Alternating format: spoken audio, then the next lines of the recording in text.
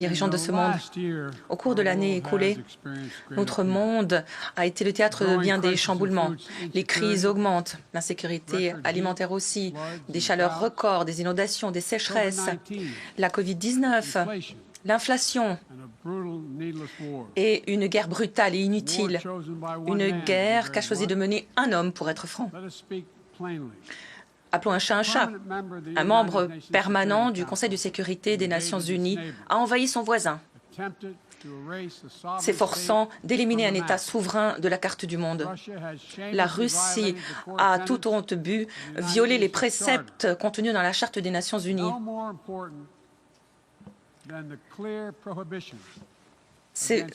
A fait fi de l'interdiction faite aux États de prendre des territoires par la force. Aujourd'hui encore, le président Poutine a lancé une menace nucléaire à l'Europe, méprisant ainsi les responsabilités découlant de régimes de non-prolifération. La Russie appelle davantage de soldats. Le Kremlin est en train d'organiser un référendum monté de toutes pièces pour essayer d'annexer certaines parties de l'Ukraine, en violation de la Charte des Nations Unies. Ces actes odieux doivent être considérés comme ils le sont. Poutine affirme qu'il devait agir parce que la Russie était menacée. Or, personne n'a menacé la Russie. Personne d'autre que la Russie n'a cherché le conflit. De fait, nous savions que cela allait arriver. Nous avions mis en garde, avons essayé d'éviter. Le but de Poutine est clair. Avant même l'invasion, il affirmait, je cite, « L'Ukraine a été créée par la Russie et n'a jamais eu, entre guillemets, de réel statut. » Aujourd'hui, nous voyons qu'il met des attaques contre les écoles, les gares, les hôpitaux, des attaques qui visent les centres culturels de l'Ukraine. Des preuves odieuses des atrocités commises par la Russie ont été trouvées. Des charniers ont été découverts à Izium. Les dépouilles trouvées présentent des signes de torture. Cette guerre vise à éliminer l'Ukraine en tant qu'État. C'est aussi simple que cela. À priver l'Ukraine de son droit d'exister en tant que peuple. Où que vous soyez, où que vous viviez, quelle que soit votre croyance, cet objectif devrait vous donner froid dans le dos. C'est la raison pour laquelle les nations de l'Assemblée générale se sont réunies pour condamner sans équivoque la guerre menée par la Russie contre l'Ukraine. Les États-Unis ont alloué de l'aide humanitaire, une assistance sans précédent, soutenant directement l'Ukraine au plan économique. Plus de 25 milliards de dollars ont à ce jour été alloués. Nos alliés, nos partenaires de par le monde ont aussi mis la main à la poche. Aujourd'hui, plus de 40 pays représentés ici ont alloué des milliards de dollars et fournit des équipements pour aider l'Ukraine à se défendre. Les États-Unis travaillent aussi en étroite collaboration avec ses alliés et ses partenaires pour faire en sorte que la Russie paye le prix de ses actes et pour dissuader toute nouvelle attaque, pour faire en sorte que la Russie soit tenue comptable de ses atrocités, de ses crimes de guerre. Si les nations peuvent poursuivre leurs ambitions en péril sans conséquence, alors tout ce que cette institution défend est menacé. Absolument tout. Chaque victoire sur le champ de bataille revient aux soldats ukrainiens. Mais le monde a été mis à l'épreuve au cours de l'année écoulée. Mais nous n'hésitons pas. Nous choisissons la liberté, la souveraineté. Nous avons choisi les principes que défendent les partis à la Charte des Nations Unies. Nous sommes restés aux côtés de l'Ukraine. Comme vous, les États-Unis souhaitent que cette guerre prenne fin à des conditions justes, des conditions que nous accepterons tous. On ne peut pas saisir le territoire d'une nation par la force. Le seul pays qui fait obstacle à cet objectif est la Russie. Donc, chacune d'entre nous ici présents, déterminés à défendre les principes et les préceptes que nous nous sommes engagés à défendre en tant que membres des Nations Unies, doit être au clair, doit être ferme et inébranlable dans sa volonté. L'Ukraine jouit du même droit que celui accordé à toute nation souveraine. Nous serons toujours solidaires de l'Ukraine. Nous serons toujours solidaires pour lutter contre l'agression de la Russie. Point. Ce n'est pas un secret. La compétition entre les autocraties et les démocraties, et à cet égard, les États-Unis se font le chantre d'une vision du monde fondée sur les valeurs de la démocratie. Les États-Unis sont déterminés à défendre et à renforcer la démocratie chez nous et de par le monde parce que la démocratie est le plus grand outil dont dispose l'humanité pour faire face aux défis de notre temps. Nous travaillons avec le G7 et les pays de même avis pour prouver que la démocratie fonctionne pour nos citoyens, pour le reste du monde aussi. Alors que nous nous réunissons aujourd'hui, le socle même de la Charte des Nations Unies, un ordre mondial fondé sur des règles et justes, est attaqué par ceux qui souhaitent le faire voler en éclats ou l'utiliser à leur propre avantage. La Charte des Nations Unies n'a pas simplement été signée par des démocraties du monde, elle a été négociée par des citoyens de douzaines de nations, des pays aux histoires et l'idéologie très différentes, mais des pays qui étaient unis dans leur engagement en faveur de la paix. Comme le président Truman le disait en 1945, la Charte des Nations Unies, je le cite, atteste du fait que les nations peuvent se départir de leurs divergences, y faire face, trouver un terrain d'entente. Ce terrain d'entente a été trouvé. Et aujourd'hui, 193 États membres embrassent ces principes. Défendre ces principes, défendre la Charte des Nations Unies, incombe à chaque État membre responsable. Je rejette le recours à la violence, à la guerre pour conquérir les nations ou étendre les frontières au travers de bains de sang. Je suis contre les politiques mondiales de la peur, de la coercition. Je défends le droit souverain des petites nations sur un pied d'égalité par rapport aux nations plus importantes. Elles doivent embrasser les principes de base tels que la liberté de navigation, le respect du droit international, la maîtrise des armements. Peu importe nos désaccords par ailleurs, tel est le terrain d'entente qui est le nôtre et que nous devons défendre. Si vous êtes attachés au bien des nations du monde, eh bien les États-Unis veulent travailler avec vous. Je crois aussi que le moment est venu pour cette institution d'être plus inclusive afin qu'elle puisse mieux répondre aux besoins du monde d'aujourd'hui. Les membres du Conseil de sécurité des Nations Unies, y compris les États-Unis, devraient ne cesser de défendre la Charte des Nations Unies et s'abstenir de recourir au veto, hormis en des circonstances extrêmement rares et extraordinaires, pour préserver la crédibilité et l'efficacité du Conseil. C'est aussi la raison pour laquelle les États-Unis soutiennent l'idée d'augmenter le nombre de membres tant permanents que non permanents au Conseil de sécurité, notamment de donner des sièges permanents aux nations que nous soutenons de longue date, à des pays d'Afrique, d'Amérique latine, des Caraïbes. Les États-Unis se sont engagés dans cette tâche. Partout dans le monde, nous voulons trouver de nouveaux moyens de travailler avec nos partenaires pour avancer sur la voie de nos intérêts communs. Avec les Quads dans la région Indo-Pacifique, avec la déclaration des Andes au sommet des Amériques, sans parler de la réunion historique de 9 dirigeants arabes œuvrant pour un Moyen-Orient plus pacifique et intégré. Nous avons aussi accueilli le sommet des dirigeants africains. Et comme je le disais l'année dernière, les États-Unis se sont lancés dans une ère de diplomatie tous azimuts pour relever les défis qui sont ceux de toutes les populations, pour lutter contre la crise du climat, comme le disait le préopinant, pour renforcer la sécurité sanitaire mondiale, pour nourrir le monde. Nourrir le monde. Cette priorité est la nôtre et nous respecterons cette promesse. Du jour où je suis entrée en fonction, nous avons retrouvé le chemin de l'accord de Paris, avons adopté un programme ambitieux, avons aidé à trouver des accords clés en lien avec la COP26.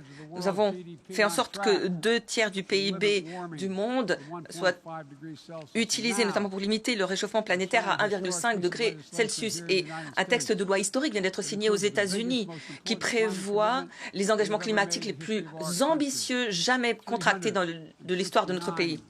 369 milliards de dollars sont alloués à la lutte contre les changements climatiques, dont des dizaines de milliards de nouveaux investissements dans le pouvoir, dans l'énergie solaire et éolienne, offshore. Nous augmentons l'efficacité énergétique.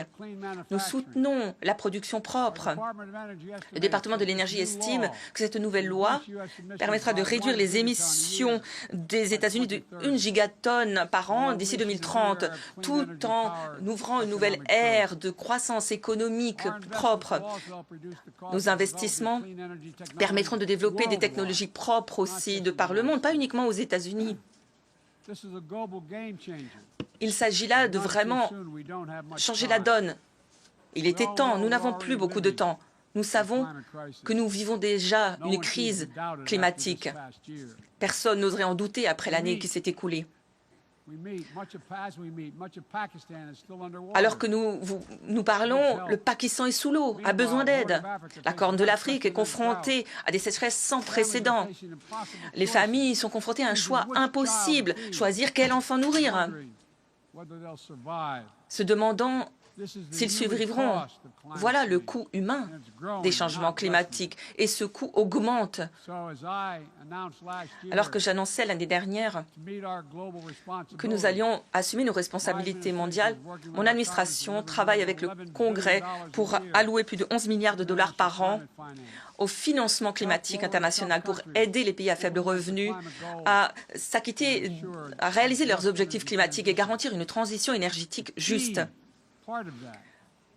Pour ce faire, le plan PEPFAR sera essentiel, qui vise à aider un demi-milliard de personnes, notamment dans les pays vulnérables, à s'adapter aux conséquences des changements climatiques et à devenir plus résilients. Les besoins sont immenses. Faisons en sorte, enfin, d'inverser la tendance à la dévastation pour avancer sur la voie des économies propres, énergétiquement efficientes, pour préserver notre planète. En ce qui concerne la santé mondiale, nous avons fourni plus de 620 millions de doses de vaccins contre la COVID-19 à 116 pays du monde. Et d'autres vaccins sont disponibles pour répondre aux besoins des pays. Tout cela gratuitement, sans condition. Et nous travaillons en étroite collaboration avec le G20 et d'autres pays pour faire en sorte que les choses changent et pour créer un nouveau fonds pour assurer la préparation aux pandémies avec la Banque mondiale. Dans le même temps, nous continuons d'avancer pour relever tous ces défis. Plus tard aujourd'hui, j'organiserai une nouvelle conférence de réapprovisionnement du Fonds mondial de lutte contre le VIH, la tuberculose et le paludisme. Notre Congrès soutient ces mesures et j'ai promis d'allouer 6 milliards de dollars à ces efforts. Je me réjouis donc de pouvoir vous accueillir à cette conférence historique pour lever des fonds sans précédent. Nous nous attaquons aussi de front à la crise alimentaire. 193 millions de personnes de par le monde sont victimes de famine et d'insécurité alimentaire aiguë, soit plus de 40 millions en une année.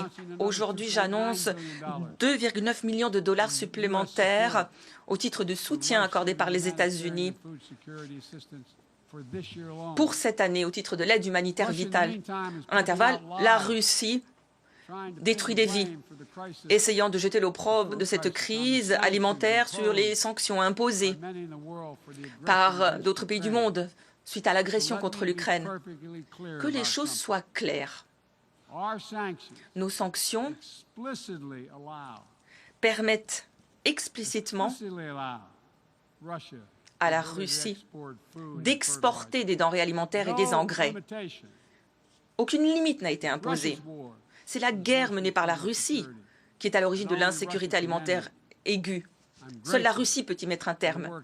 Je suis reconnaissant de l'action menée par l'ONU, sous votre houlette, Monsieur le Secrétaire général, pour créer un mécanisme permettant d'exporter des céréales des ports de la mer Noire en Ukraine, port bloqué pendant des mois par la Russie. Nous devons veiller à ce que ce mécanisme soit prorogé. Nous sommes convaincus de la nécessité de nourrir le monde. C'est la raison pour laquelle les États-Unis sont les premiers bailleurs de fonds du PAM, avec 40% de son budget. Nous soutenons aussi les efforts déployés par l'UNICEF pour nourrir les enfants du monde. Les États-Unis ont aussi lancé un appel à l'action, une feuille de route pour éliminer l'insécurité alimentaire mondiale. Plus de 100 nations l'ont déjà soutenu. En juin, le G7 annonçait que plus de 4,5 milliards de dollars seraient alloués au renforcement de la sécurité alimentaire de par le monde, au travers de l'USAID. Et son initiative Nourrir l'avenir. Les États-Unis revoient à la hausse les mesures innovantes pour trouver des solutions, des graines plus résistantes pour les agriculteurs qui en ont besoin, tout en distribuant des engrais et améliorant l'efficacité des engrais pour que les agriculteurs puissent produire davantage avec moins. Nous demandons à tous les pays de s'abstenir d'interdire les exportations de denrées alimentaires, de ne pas conserver des stocks de céréales alors que tant de personnes souffrent. Partout dans le monde, quelles que soient nos divergences, nous savons que les parents, s'ils ne peuvent pas nourrir leurs enfants, plus rien d'autre n'a d'importance. Alors que nous portons notre regard vers l'avenir, nous attendons de nos partenaires qu'ils trouvent le moyen de relever les défis du XXIe siècle. Nous avons lancé un Conseil commerce et technologie avec l'Union européenne pour faire en sorte que les technologies fondamentales soient mises au point et régies de sorte qu'elle bénéficie à tout un chacun. Avec nos partenaires, au travers de l'ONU, nous soutenons, renforçons les normes de responsabilité, de comportement responsable des États dans le cyberespace. Nous nous efforçons de faire en sorte que ceux qui utilisent ces cyberattaques pour menacer la paix et la sécurité internationale rendent des comptes avec les partenaires de la région des Amériques, en Afrique, en Europe, au Moyen-Orient, dans l'Indo-Pacifique. Nous nous efforçons de bâtir un nouvel écosystème économique où chaque nation pourra obtenir sa part de croissance économique, une croissance partagée, résiliente, durable. C'est la raison pour laquelle les États-Unis se sont fait le chantre d'une taxe mondiale minimum. Nous nous efforcerons d'y parvenir, de sorte que les grandes entreprises payent leur part partout où qu'elles se trouvent. C'est aussi l'idée du cadre économique indo-pacifique que nous avons lancé avec 13 autres économies de la région. Nous travaillons avec nos partenaires, avec la NAS, avec les îles du Pacifique, pour soutenir une vision visant à créer une région Indo-Pacifique libre, ouverte, connectée, prospère, sûre, résiliente. Avec les partenaires du monde entier, nous nous efforçons de garantir des chaînes d'approvisionnement résilientes, de protéger tout un chacun des mesures coercitives, de la domination. Nous voulons faire en sorte qu'aucun pays n'utilise l'énergie comme arme. Alors que la guerre menée par la Russie fait chanceler les économies mondiales, nous demandons aussi à nos créanciers, notamment les pays non membres du Club de Paris, de négocier de manière transparente un allègement de la dette pour les pays à faible revenu, pour empêcher d'autres crises économiques et politiques de par le monde. Les projets d'infrastructure, parfois, ont créé de l'endettement. Aujourd'hui, satisfaisons les besoins énormes en infrastructure dans le monde au travers d'investissements transparents, de projets d'envergure pour préservant les droits des travailleurs et de l'environnement. C'est essentiel pour satisfaire les besoins des communautés qu'ils servent. C'est la raison pour laquelle les États-Unis, avec les partenaires du G7, ont lancé un partenariat au service des infrastructures et des investissements des infrastructures. Nous avons l'intention de mobiliser 600 milliards de dollars au titre des investissements au travers de ce partenariat d'ici 2027. Des douzaines de projets sont déjà en cours d'élaboration. Fabrication de vaccins à grande échelle au Sénégal, projets solaires transformateurs en Angola, la première petite centrale nucléaire en Roumanie pour produire de l'électricité. Ces investissements bénéficieront non seulement à ces pays, mais à tout un chacun. Les États-Unis travailleront avec chaque nation, même ses concurrents, pour régler les problèmes mondiaux tels que les changements climatiques. La diplomatie climatique n'est pas une faveur que l'on rend aux États-Unis ou à d'autres nations. S'éloigner de ces efforts nuit au monde entier. J'évoquerai la concurrence entre la Chine et les États-Unis. Nous avons réussi à faire évoluer les tendances géopolitiques. Les États-Unis sont des dirigeants responsables. Nous ne voulons pas le conflit. Nous ne voulons pas une guerre froide. Nous ne demandons pas aux nations de choisir entre les États-Unis ou d'autres partenaires. Mais les États-Unis continueront de promouvoir la vision d'un monde libre, prospère, sûr, sur la base de ce que nous pouvons offrir aux communautés et aux nations. Des investissements visant non pas à encourager la dépendance, mais à soulager les fardeaux, à aider les nations à devenir autosuffisantes. Des partenariats qui ne veulent pas créer des obligations politiques, mais qui savent que notre succès est plus grand lorsque les autres nations réussissent aussi. Lorsque les individus ont la possibilité de vivre dans la dignité, d'explorer leurs talents, tout le monde a y gagné. Nous devons réaliser les objectifs les plus nobles de cette organisation, améliorer la paix et la sécurité pour tout un chacun, partout. Les États-Unis ne fléchiront pas, resteront déterminés à lutter contre la menace terroriste qui pèse sur le monde. Nous mènerons ces efforts, donnerons l'exemple au travers de la diplomatie pour régler pacifiquement les conflits. Nous voulons la paix et la stabilité dans le détroit de Taïwan. Nous sommes attachés à la politique de Chine unique pour éviter les conflits et qui nous a permis d'éviter des conflits depuis 40 ans. Nous sommes opposés aux changements unilatéraux du statu quo. Nous soutenons un processus de paix mené par l'Union africaine pour mettre un terme au combat en Éthiopie, pour établir la sécurité pour les populations. Au Venezuela, des années d'oppression politique ont poussé plus de 6 millions de personnes à quitter le pays. Un dialogue est nécessaire pour revenir vers des élections équitables. Nous sommes aux côtés de notre voisin d'Haïti, confronté à la violence des gangs alimentés par les divergences politiques et à de multiples crises. Nous demandons au monde de faire de même. Nous avons davantage à faire.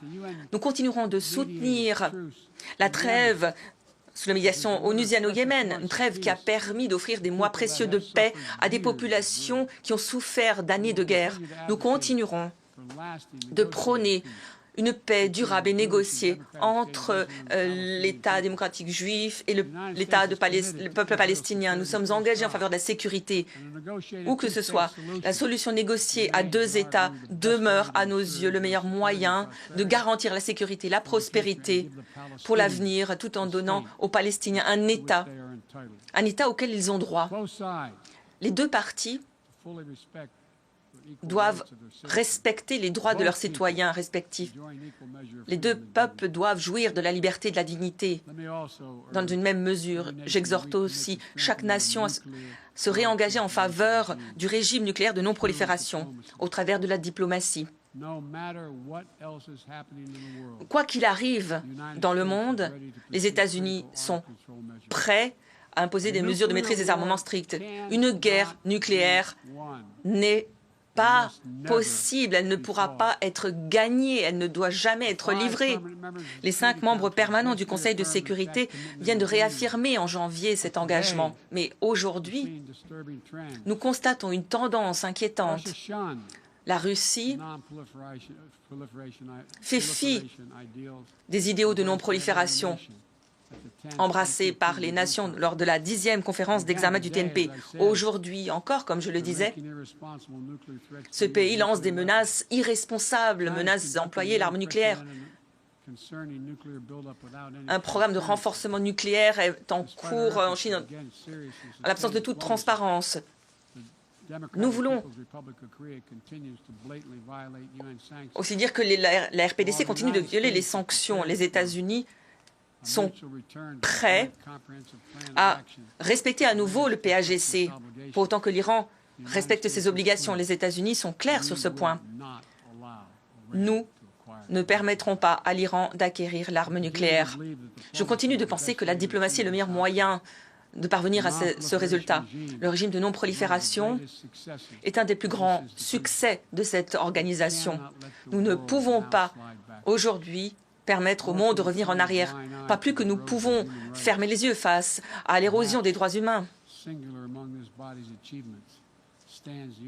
Je pense que la Déclaration universelle des droits de l'homme est vraisemblablement une des plus grandes réussites de l'organisation. En 1948, on avait dit très clairement que les droits humains étaient à la base de tout ce que nous souhaitons faire. Or, aujourd'hui, en 2022, les libertés fondamentales sont menacées partout dans le monde. Depuis les violations de Xinjiang, les rapports détaillés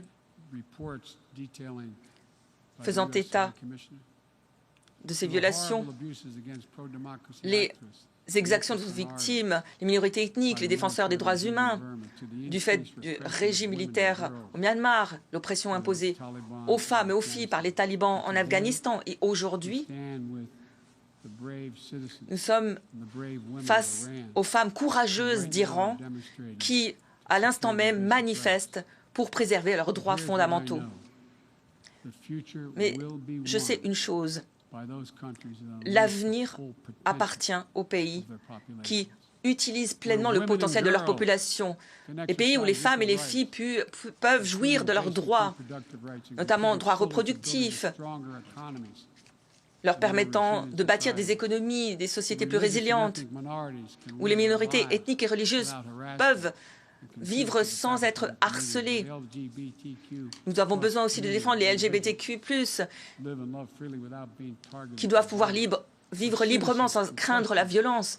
Les citoyens doivent pouvoir remettre en question, critiquer leurs dirigeants sans craindre les représailles. Les États-Unis promouvront toujours les droits humains, les valeurs consacrées dans la Charte des Nations Unies, dans notre pays et de par le monde. Je conclurai en vous disant ce qui suit. Cette organisation, guidée par la Charte des Nations Unies et la Déclaration universelle des droits de l'homme, repose sur l'espoir, un espoir infini. Songez à la vision des premiers délégués qui s'étaient lancés dans cette tâche qui semblait impossible, alors que le monde était encore brûlant sur les décombres de la guerre. Songez à quoi ils ont dû penser alors que des millions de personnes venaient de perdre la vie, que les horreurs de l'Holocauste avaient été révélées. Qu'ont-ils fait? Ils ont fait ce qu'ils devaient faire. Ils se sont attelés à bâtir quelque chose de meilleur. L'égalité de droits pour chacun et chacune des membres de la famille humaine, la coopération pour permettre le progrès de l'humanité. Chers collègues, les défis d'aujourd'hui sont immenses, c'est vrai, mais nos capacités n'ont jamais été plus grandes. Notre engagement doit être plus grand encore. Donc, agissons de concert pour réaffirmer notre détermination d'airain. Les nations du monde restent unies et continuent de défendre les valeurs contenues dans la Charte des Nations Unies. Continuent de penser qu'ensemble, nous pourrons faire fléchir l'histoire pour offrir à nos enfants une vie plus pacifique, plus juste. Nous ne sommes pas des témoins passifs de l'histoire. Nous en sommes les acteurs. Nous pouvons le faire, nous devons le faire pour nous-mêmes et pour notre avenir, pour l'humanité. Je vous remercie de m'avoir écouté. Merci beaucoup, que Dieu vous bénisse.